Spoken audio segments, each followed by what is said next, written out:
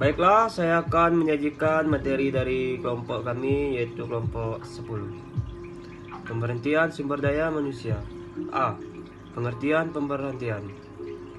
Pemberhentian adalah fungsi operatif terakhir manajemen sumber daya manusia. Istilah pemberhentian sinonim dengan separation, pemisahan atau pemutusan hubungan kerja atau yang disebut juga PHK karyawan dari suatu organisasi perusahaan.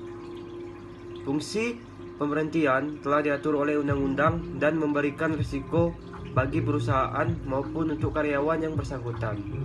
B. Alasan-alasan pemberhentian. Pemberhentian karyawan oleh perusahaan berdasarkan alasan-alasan berikut. Yang pertama yaitu undang-undang. Undang-undang dapat menyebabkan seseorang karyawan harus diberhentikan dari suatu perusahaan. Misalnya karyawan WNA atau karyawan yang terlibat organisasi terlarang. 2. Keinginan perusahaan. Keinginan perusahaan dapat menyebabkan diberhentikannya seorang karyawan baik secara terhormat maupun dipecat. Demikianlah materi dari kelompok kami, yaitu kelompok 10. Terima kasih. Assalamualaikum warahmatullahi wabarakatuh. Perkenalkan, nama saya Muhammad Iksan Al-Munawar dari kelompok 10. Sini saya sebagai penyaji akan menyajikan materi dari kelompok kami. Langsung saja ke materi. Keinginan perusahaan memberhentikannya karyawan disebabkan oleh hal-hal berikut. 1. Karyawan tidak mampu menyelesaikan pekerjaannya. 2. Perilaku dan disiplinnya kurang baik. 3. Melanggar peraturan dan tata tertib konflik perusahaan. 4. Tidak dapat bekerja sama dan terjadi konflik dengan karyawan lain. 5. Melakukan tindakan amoral dalam perusahaan. 3. Keinginan karyawan. Pemberhentian atas keinginan karyawan sendiri dengan mengajukan permohonan untuk berhenti dari perusahaan tersebut. Permohonan hendaknya disertai alasan-alasan dan saat akan berhentinya. Misalnya bulan depan. Hal ini perlu agar perusahaan dapat mencari penggantinya supaya kegiatan perusahaan jangan sampai mandek. Oke, sekian materi dari saya. Wassalamualaikum warahmatullahi wabarakatuh. Assalamualaikum warahmatullahi wabarakatuh. Nama saya Bella Citra Pertiwi, MPM 1961201235. Di sini saya akan melanjutkan penyampaian materi dari kelompok kami tentang pemberhentian sumber daya manusia. Yang keempat adalah pensiun. Pensiun adalah pemberhentian karyawan atas keinginan perusahaan, undang-undang, atau keinginan dari karyawan itu sendiri. Alasan perusahaan ingin memberhentikan karyawan biasanya disebabkan oleh produktivitas kerja yang rendah akibat usia lanjut, cacat fisik, kecelakaan dalam melaksanakan pekerjaan, dan sebagainya.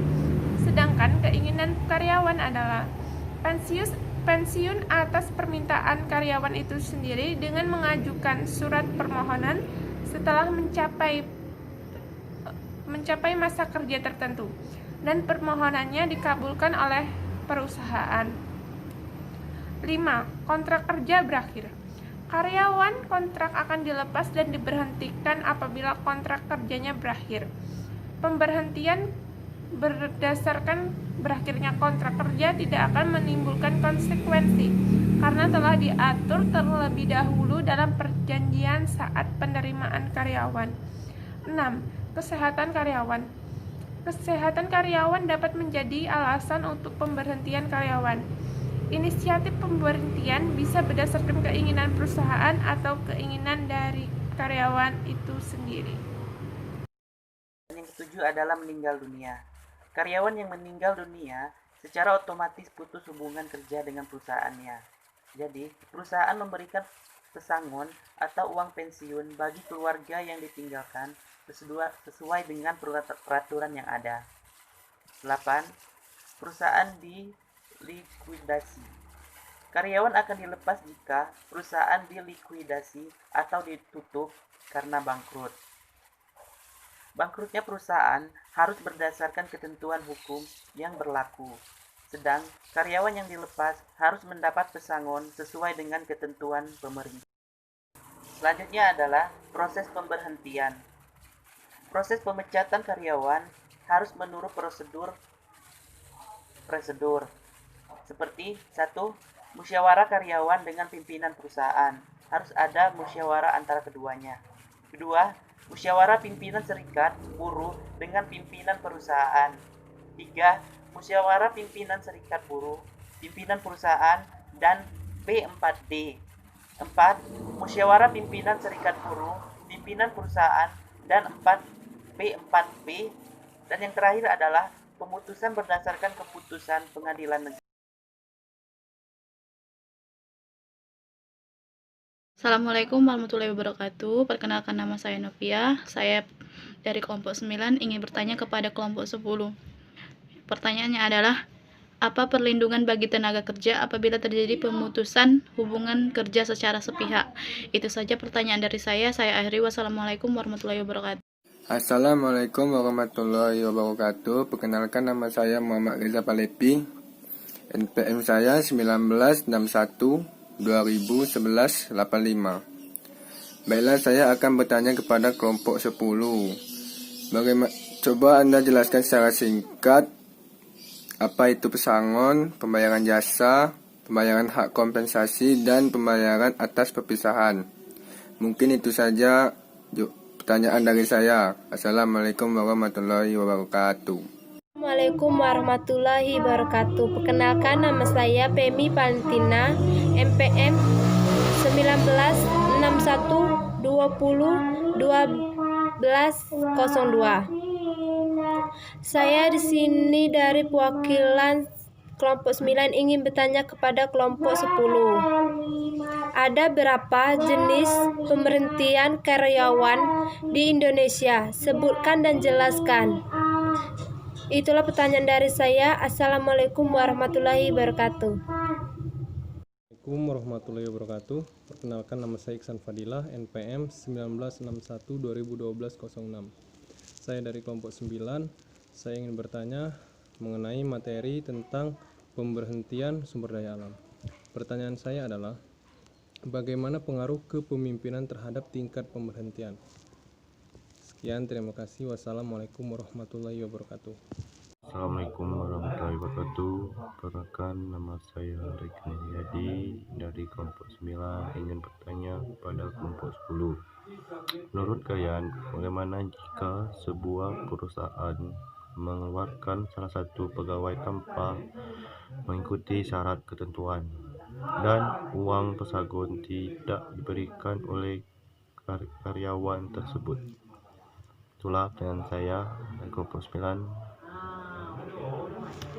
Waalaikumsalam.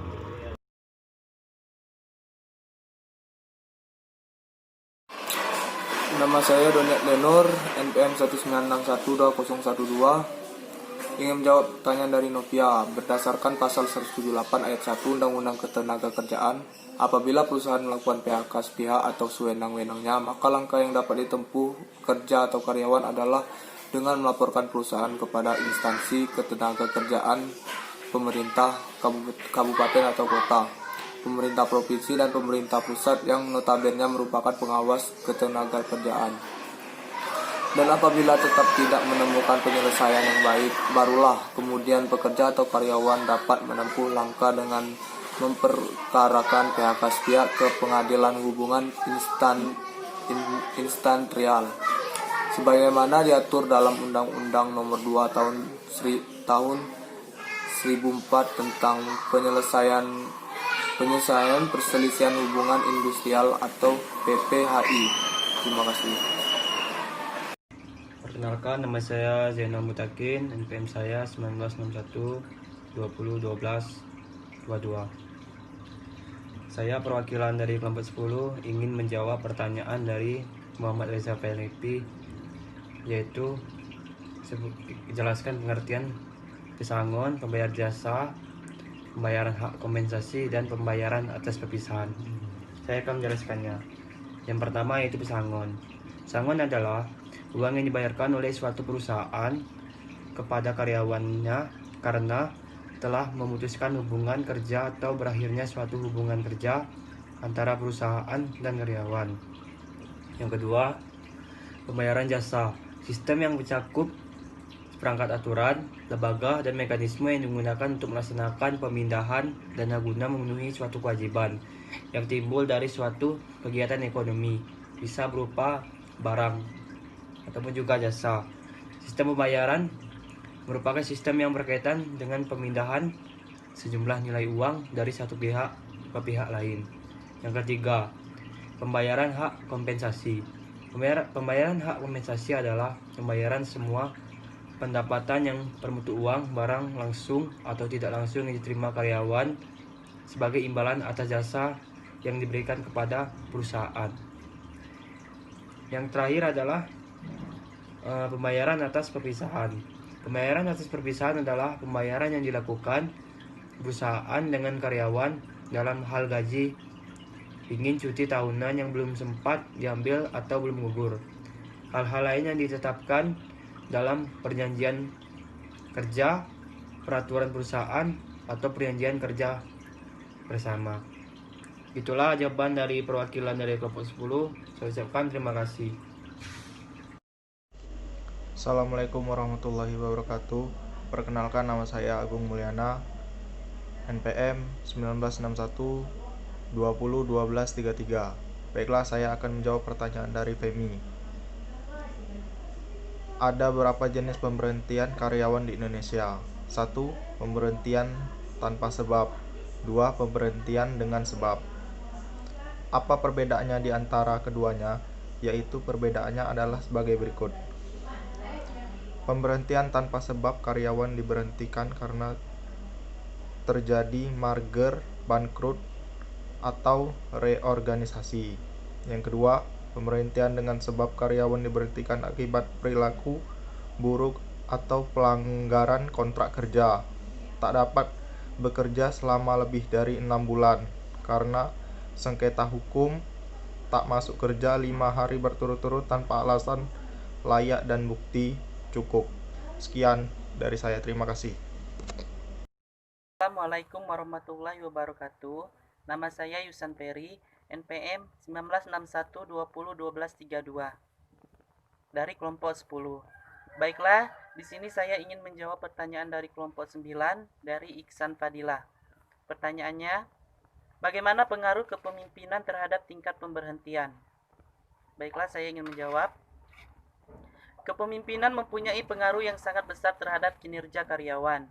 Pemimpin yang tidak berperilaku baik atau tidak mampu menciptakan suasana kerja yang kondusif, bersikap egois, tidak mau bersikap kooperatif, tidak mau berkorban, dan tidak memperhatikan karyawannya, biasanya menyebabkan karyawan tidak senang, malas-malasan, dan akhirnya karyawan banyak yang memilih berhenti bekerja karena tidak betah. Dan dengan adanya karyawan yang berhenti, maka itu akan menyebabkan kerugian bagi perusahaan itu sendiri. Baiklah, itulah jawaban singkat dari saya. Sekian dan terima kasih. Perkenalkan, nama saya Zainal Mutakin. NPM saya 1961 20 12 22. Saya dari perwakilan kelompok 10 ingin menjawab pertanyaan dari kelompok 9, yaitu pertanyaan dari Regi Mulyadi. Pertanyaannya adalah, menurut kalian bagaimana jika sebuah perusahaan mengeluarkan salah satu pegawai tanpa syarat ketentuan dan uang pesangon tidak diberikan oleh karyawan tersebut? Jawab. Saya dari kelompok 10 perwakilan kelompok 10 ingin menjawab pertanyaan tersebut. Di dalam hubungan kerja ada suatu ikatan antara pekerja dengan perusahaan yang berupa perjanjian kerja. Peraturan perusahaan dan perjanjian kerja bersama yang dibuat oleh perusahaan atau secara bersama-sama antara pekerja atau serikat pekerja dengan perusahaan, yang isinya minimal hak dan kewajiban masing-masing di hak dan syarat-syarat kerja. Dengan perjanjian yang telah disetujui oleh masing-masing pihak, diharapkan dalam implementasinya tidak dilanggar oleh satu pihak. Pelanggaran terhadap perjanjian yang ada tentunya ada sanksi yang berupa teguran lisan atau surat tertulis. Sampai ada juga yang berupa surat peringatan. Sedang untuk surat peringatan tertulis dapat dibuat suatu peringatan ke-1, ke-2 sampai ke-3. Masing-masing berlakunya surat peringatan selama 6 bulan. Sehingga apabila pekerja sudah diberikan peringatan sampai 3 kali berturut-turut dalam 6 bulan terhadap pelanggaran yang sama, maka berdasarkan peraturan yang ada kecuali ditentukan lain yang ditetapkan lain, dalam perjanjian kerja. Peraturan perusahaan ada kecuali ditentukan lainnya ditetapkan lain dan perjanjian kerja peraturan perusahaan, maka perusahaan dapat melakukan pemutusan hubungan kerja. Perusahaan